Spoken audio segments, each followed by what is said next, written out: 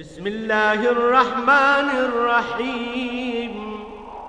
शुरू अल्लाह के नाम से जो बड़ा मेहरबान निहायत रहम वाला।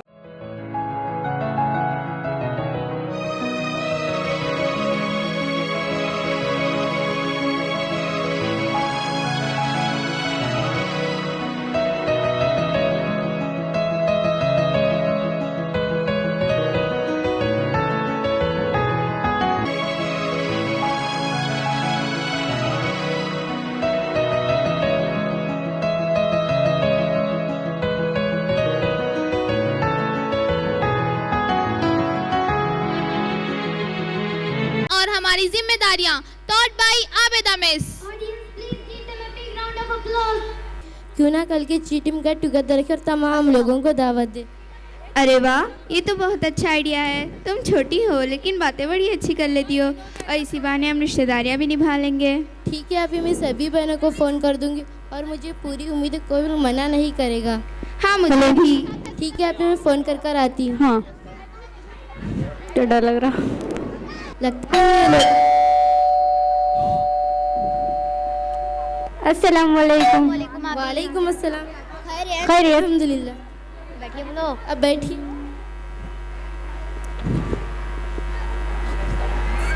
फरीन कहाँ नजर नहीं आ रही? बैठिए, अभी अंदर है। मैं अभी को बुला तो साथ में पानी भी लाती हूँ। हाँ जल्दी लाओ, मुझे बहुत प्यास लगी है। हाँ हाँ अभी। अस्सलाम वालेकुम आपी। अस्सलाम वालेकुम।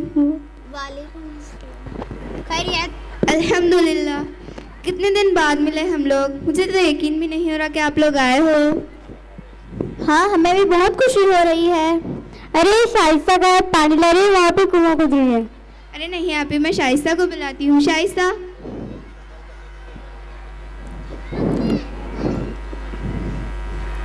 अरे मुबीना नहीं आई, काफी देर हो गई। इसलिए तो मजलिस में इतनी खामोशियाँ हैं, वरना मुबीना की बात है तो क्या कहें। हाँ बिल्कुल। अरे अल्तज़ीन, आप ही सेहत का ख्याल नहीं रखती हो क्या? कितनी दुबली हो गई हो। आप ही तो खाने पीने के ऊपर ध्यान ही नहीं देती, बस दिन भर पढ़ाई पढ़ाई करते रहती है। ऐसी कोई बात नहीं है। खाला कहाँ है? वो बाहर गई हैं सबके साथ।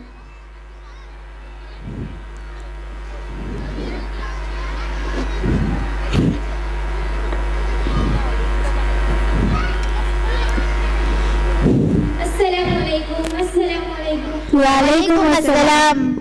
अरे मुबीना, इतनी देर क्यों कर दी और दो सलाम क्यों? मजलिस में एक सलाम तो सबके लिए काफ़ी होता है। हाँ मुझे पता है आपकी, एक सलाम तो मेरा आप सबको है और एक सलाम आपकी सहेली इरम की तरफ से। आते वक्त मैं उसी की तरफ गई थी, सोचा उसे भी साथ लेके आओ।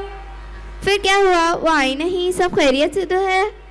हाँ आपको तो पता है वो कहीं आती जाती नहीं है, ना ही किसी से बात करती है। वही पहले की तरह न सलाम में पहल न कलाम। अरे मुबीना, कितनी बार कहा है दिन की तालीम हासिल किया करो, इसमें जान पहचान की क्या बात है? इसका तो बड़ा अजर व सवाब है। रसूलुल्लाह सल्लल्लाहु अलैहि वसल्लम ने फरमाया, सबसे अल्लाह के नज़दीक सबसे ज़्यादा करीब वो शख्स है जो ज़्यादा सलाम करने पहल करे। और हाँ, याद रखो जब भी तुम कोई हदीस सुनो तो उस पर अमल करने की कोशिश करो। हाँ इंशाअल्लाह मैं समय पर अमल करने की कोशिश करूँगी। हाँ, इरम खामोश तबीयत की है लेकिन दिल की बड़ी अच्छी है। अरे सना आपी, मुझे तो कुछ पूछना था, मैं भूल गई। आपके पड़ोसी खालिद अंकल रहते थे ना, उनके घर पे ताला लगा है, वो अपने बेटों के पास गए हैं क्या? अरे तुम्हें नहीं पता, उनका एक महीने ही पहले इंतकाल हो चुका है। हाँ उनके बेटे बाहर रहते थे ना। हाँ, बेचारे बड़े बीमार रहते थे और कोई औलाद भी खिदमत नहीं करती थी, यही छोड़ गए थे उन्हें।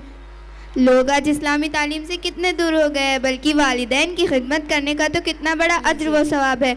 रसूलुल्लाह सल्लल्लाहु अलैहि वसल्लम ने फरमाया, उसकी नाक का आलूद हो। आप सल्लल्लाहु अलैहि वसल्लम ने 3 मरतबा फरमाई। फिर लोगों ने पूछा, ए अल्लाह के रसूल सल्लल्लाहु अलैहि वसल्लम, कौन जलील हो? फिर आप सल्लल्लाहु अलैहि वसल्लम ने कहा, जिस किसी शख्स ने अपने माँ बाप को बुढ़ापे की हालत में पाया हो, इन दोनों में से एक को या फिर दोनों को, फिर इनकी खिदमत कर कर जन्नत में ना दाखिल हुआ हो। हाँ अफसोस हमारी हालत इस बात पर, हमने उनकी कदर ही नहीं की जैसे कि उनका हक था। जोर से बोलो। अल्तज़ीन, अरफा, घर में सब कैसे हैं? अल्हम्दुलिल्लाह सब अच्छे हैं। और वो जो मेरी कजन अलीशा थी बहुत याद कर रही थी। हाँ मैं भी आऊँगी इंशाअल्लाह। और मुबीना, तुम्हारे घर में सब खैरियत से हैं? अल्हम्दुलिल्लाह सब खैरियत से हैं। और तुम्हारे रिश्तेदार वगैरह? हाँ सब ठीक है, लेकिन मेरे कुछ रिश्तेदार तो इसीलिए मैं सोच चुकी हूँ कि उनसे रिश्ता तोड़ दूंगी। अरे मुबीना, ये तो गलत बात है। क्या तुम्हें इस हदीस का इल्म है कि हुजूर सल्लल्लाहु अलैहि वसल्लम ने फरमाया, मेरे कुछ रिश्तेदार ऐसे हैं जिनके हुकूक मैं अदा करता हूँ लेकिन वो मेरे हुकूक अदा नहीं करते। मैं उनके साथ हुस्न सलूक करता हूँ लेकिन वो मेरे साथ बदसलूकी करते हैं। मैं उनके साथ हल व मुतबारी से पेश आता हूँ लेकिन वो मेरे साथ जहालत बरतते हैं। और रसूलुल्लाह सल्लल्लाहु अलैहि वसल्लम ने फरमाया, जो मरीज़ों की इयादत करता है वो अल्लाह की रहमत में रहता है, जो मरीज़ों के पास बैठता है वो अल्लाह की रहमत में डूब जाता है। इसलिए हमें भी चाहिए कि हम मरीज़ों की इयादत करें। इसी तरह पड़ोसियों के भी हम पर कई हुकूक़ है। एक रिवायत में आता है, जिब्राइल अलैहिस्सलाम आप सल्लल्लाहु अलैहि वसल्लम को इतनी तारीफ़ रखते थे कि आप सल्लल्लाहु अलैहि वसल्लम गुमान करने लगे। कई पड़ोसियों की विरासत में हिस्सा देना, इसीलिए हमें पड़ोसियों के हुकूक़ अदा करने चाहिए। हाँ, पड़ोसियों के साथ हुस्न सलूक करने के ताल्लुक से मुझे एक हदीस याद आई कि एक आदमी आया और आप सल्लल्लाहु अलैहि वसल्लम से कहने लगा कि एक औरत है जो अल्लाह की बहुत इबादत करती है लेकिन अपने पड़ोसियों से झगड़ती है। तो आप सल्लल्लाहु अलैहि वसल्लम ने कहा कि वो जहन्नुमी है।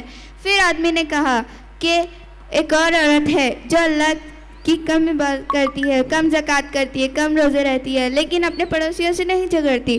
तो आप सल्लल्लाहु अलैहि वसल्लम ने कहा कि वो जन्नती है।